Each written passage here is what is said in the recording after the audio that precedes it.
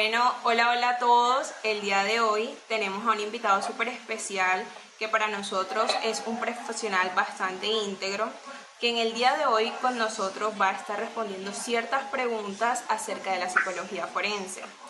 Con ustedes, Elmer Vargas, psicólogo egresado de la Universidad Católica de Colombia con más de 20 años de experiencia, magíster en psicología jurídica de la Universidad Santo Tomás, especialista en la psicología forense de la Fundación Universitaria Konrad Lorenz y diplomado en seguros generales de la INS, y magíster en Derecho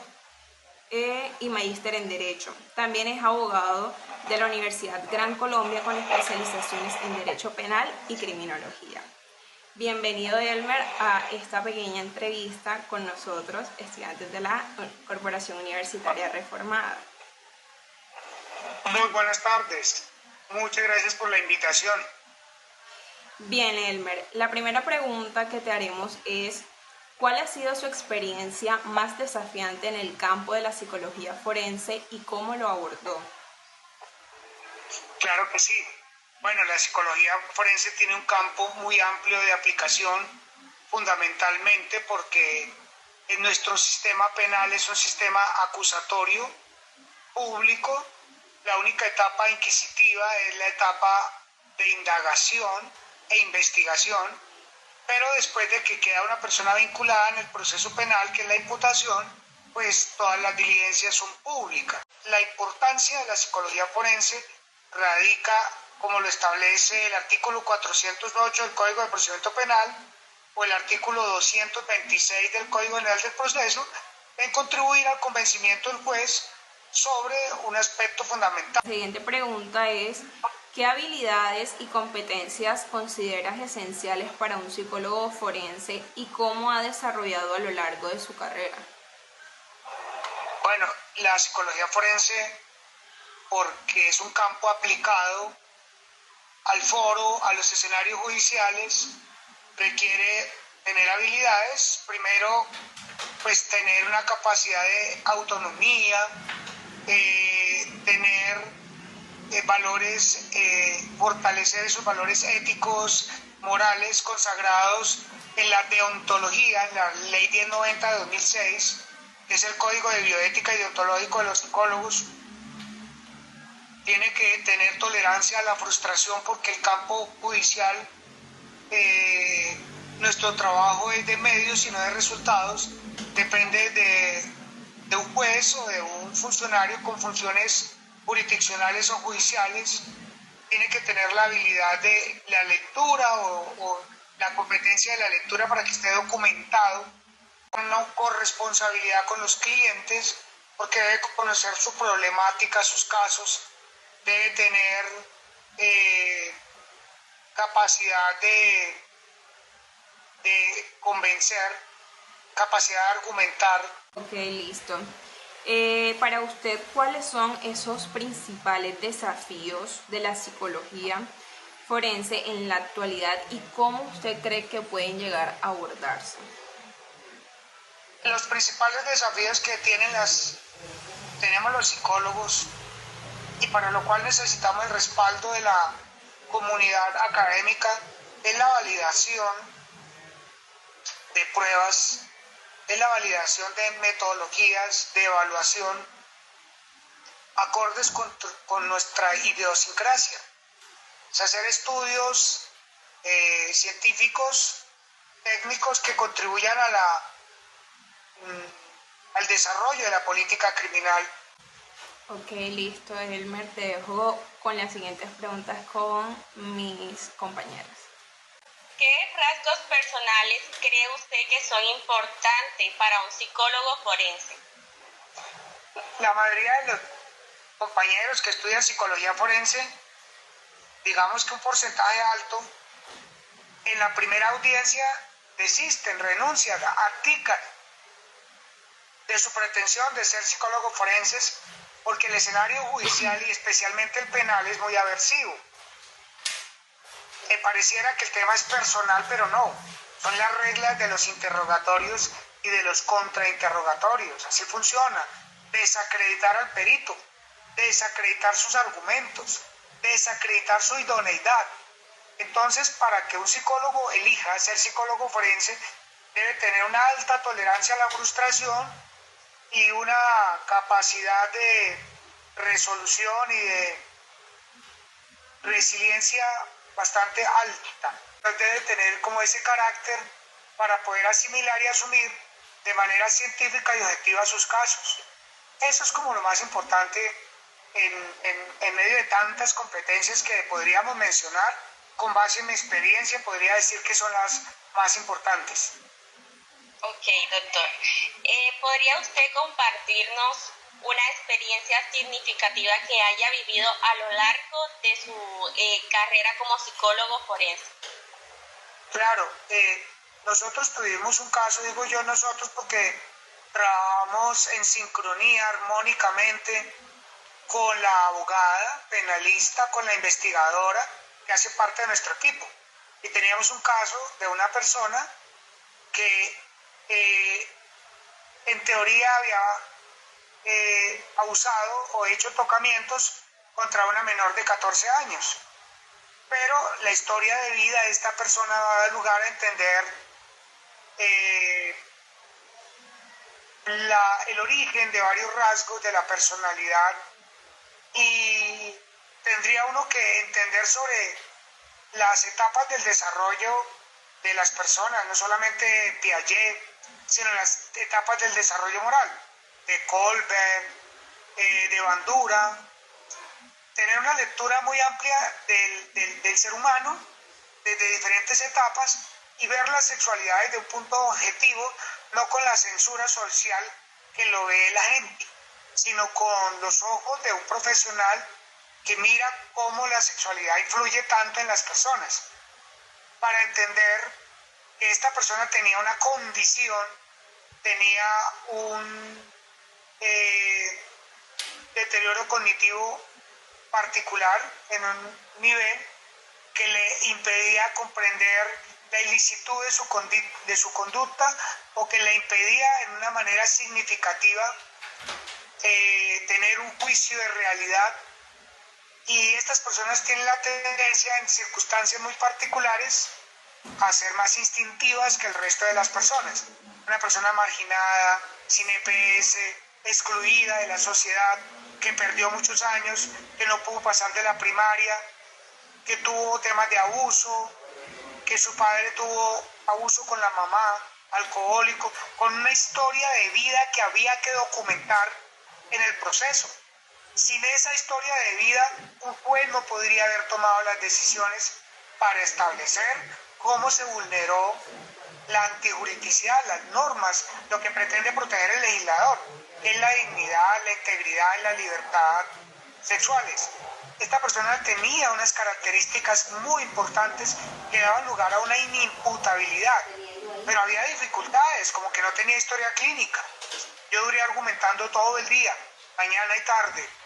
Finalmente fue declarado inimputable y eso fue un gran logro.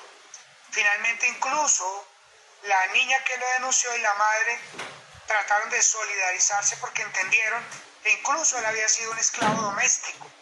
Lo habían utilizado para hacer actividades domésticas sin paga porque lo veían como una persona diferente. Y no hay nada más terrible que es sometido a la exclusión social que la diferencia. De ahí radican todos los males de la sociedad: la xenofobia, el machismo, el irrespeto a las mujeres, muchas cosas, porque es un tema de educación, es un tema cultural.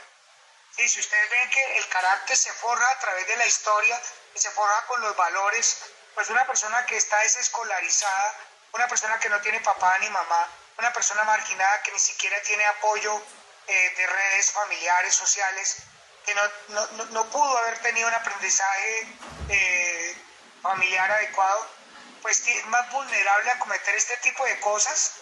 Entonces había que hacer una explicación desde la psicología social, desde la psicología clínica, desde la psicología evolutiva, desde la neuropsicología, desde la psicología forense, para que se diera un marco amplio de comprensión frente a esta persona. Se logró y lo declararon inimputable. Nosotros recibimos el caso y él ya estaba preso ya le han dictado una medida de aseguramiento. La primera pelea que hace un abogado o un perito asesor del abogado como él es decirle, explicarle por qué no opera la necesidad de la medida de aseguramiento para evitar de que una persona vaya a la cárcel, porque la Corte Constitucional declaró las cárceles estado de cosas inconstitucionales, donde no se cumplen los fines de las penas, donde no hay resocialización, donde no hay retribución, sino básicamente la gente es una escuela del delito, donde se violan todos los derechos fundamentales. Entonces, eso es lo que hace un psicólogo forense o un psicólogo jurídico: asesorar, explicar, contextualizar, porque cada caso es diferente, no todo se mide con las mismas pruebas. La siguiente pregunta es, ¿cuáles son los métodos que utiliza en una evaluación psicológica forense en casos de abuso sexual? Bueno, es complejo, muy complejo. Hay que estar contextualizado con la jurisprudencia. Este año la Sala de Casación Penal de la Corte Suprema de Justicia, por ejemplo, prohibió o proscribió los perfiles, porque el derecho penal es del acto y no del actor. Que sea una persona muy buena persona, un buen padre o un sacerdote, no lo exime de la posibilidad de que haya cometido un delito sexual. Entonces, por eso reitera la Corte en un auto del año 2021 y una sentencia de este año: en un abuso sexual se puede hacer un contrainforme, que es refutar los procedimientos que realizó la Fiscalía, que es la que tiene la carga probatoria en materia penal, de acuerdo al artículo 250 de la Constitución Política de Colombia y al artículo 200 del Código de Procedimiento Penal. Y el delito es complejo porque los niños en diferentes etapas de la vida son más vulnerables o susceptibles a la sugestión, a las falsas memorias de lo que escribió Elizabeth Loftus, o a los sesgos cognitivos, a las falsas atribuciones que escribió Daniel Schachter en su libro Los 7 pecados de la memoria, y todas las teorías que hay de Bandura, de Garrido, que ha estudiado mucho estos delitos. Hay que hacer corroboraciones. Yo no le puedo creer a una persona que todavía no ha desarrollado su lóbulo frontal, su corteza prefrontal, que no tiene conciencia de sus actos, que no entiende la diferencia entre verdad, mentira, equivocación, fantasía o realidad, sin haber corroborado de alguna manera lo que me diga. Entonces el abordaje debe ser muy complejo, integral, estandarizado, particular, con una revisión exhaustiva, y ahí interviene particularmente de la psicología forense, la psicología del testimonio. Ya no se habla de credibilidad, los psicólogos no hablan, sino hablan de consistencia o fiabilidad, según los textos de Manzanero, que es el que más ha escrito sobre la psicología del testimonio. Entonces se requiere mucho rigor y corroborar cada palabra, cada hecho, cada circunstancia de tiempo, modo y lugar que narra la víctima, un menor de edad en este caso. Ok, doctor, gracias. Lo dejo con mi compañera Caroline. Bueno, Lucía. Hola, Caroline. Hola. Bueno, yo le haré estas preguntas. ¿Cómo describiría el entorno laboral del psicólogo forense? El psicólogo clínico y el psicólogo forense tienen unas grandes responsabilidades. El psicólogo clínico debe creer en su paciente porque su objetivo es curar o hacer funcional a alguien que tiene algún trastorno. Tiene una gran responsabilidad en la salud mental. El psicólogo forense tiene una gran responsabilidad con la administración de justicia. Y ambos escenarios, ambos paradigmas, ambas áreas son muy complejas. Porque sin usted creerlo, Caroline se carga de las problemáticas de sus usuarios o de sus pacientes. Entonces, el escenario debe ser un escenario acorde de tranquilidad, de armonía, ambientes muy sanos. Deben ser personas equilibradas, deben ser personas estables familiarmente, deben ser personas que no tengan problemáticas de vicios, trastornos de ansiedad, trastornos del estado de ánimo, porque eso de alguna manera incide en los casos.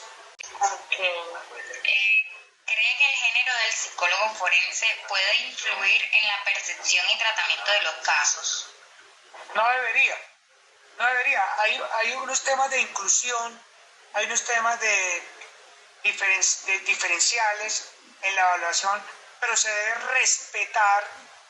Un psicólogo que no respete la identidad de género está en el lugar equivocado, de manera general, en todas las áreas, ¿sí?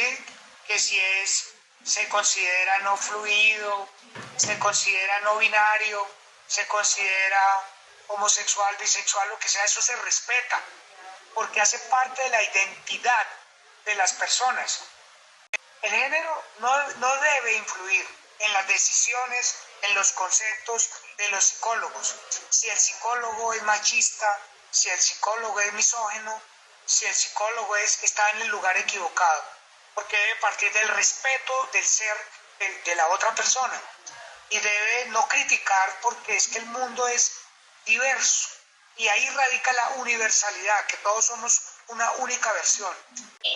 ¿Y cuál sería la demanda que se encuentra en Colombia en el ámbito del psicólogo forense? Hoy por hoy muy alta porque en el sistema acusatorio nuestro, que es un sistema mal copiado del americano, porque no tenemos jueces de conciencia, sino solo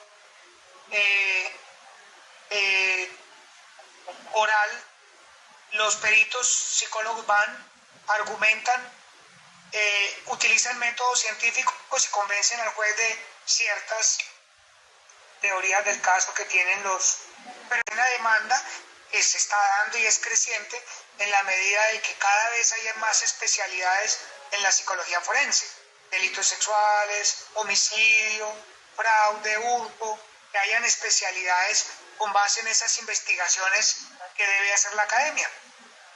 Ok, bueno, entonces, doctor Elmer, muchísimas gracias. Esta entrevista tenía la particularidad de que no solamente es con un profesional bastante experimentado en el área, con más de 20 años de experiencia, sino que, como se nota bastante en varias partes, es bastante opinionado y pasional con respecto al tema de los efectos que tiene la psicología en el ámbito jurídico, ya sea, por ejemplo, el mal manejo de los prisioneros que se tienen en cárceles, que suele llevar a que se llamen las escuelas del crimen, o, por ejemplo, habla bastante pasionalmente acerca de un caso personal que tuvo donde logró que se declarara inimputable un empleado suyo. La psicología forense es el demostrar en un proceso jurídico la inocencia de una persona, los daños efectuados contra una persona, los medios que se pueden utilizar para crear reparaciones en un proceso jurídico o la indemnización requerida de procesos civiles. Para sobresalir en este campo uno requiere de una moral, ética y autonomía bastante fuertes, una gran documentación tanto legal como en el campo psicológico, una gran tolerancia a la frustración. Siento que, sin importar qué tan buenos sean los argumentos, inevitablemente siempre van a depender de un tercero, de la opinión de un tercero. Y por último, apegarse mucho al código biótico del psicólogo. Se requiere fortalecer la academia por medio de la adaptación de métodos, pruebas y test forenses al contexto colombiano sociocultural. También se menciona como consejos tanto el no involucrarse mucho con los clientes debido a al índole impactante de los crímenes que se suelen involucrar, pero también el siempre tener pausas, el tener vacaciones por el tema del síndrome del burnout, y por ende de lo contrario, la insensibilización que uno termina teniendo al exponerse constantemente a tantas situaciones tan violentas, tan crueles.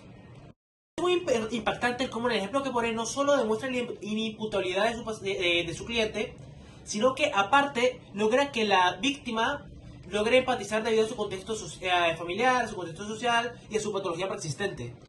Esta área para las personas.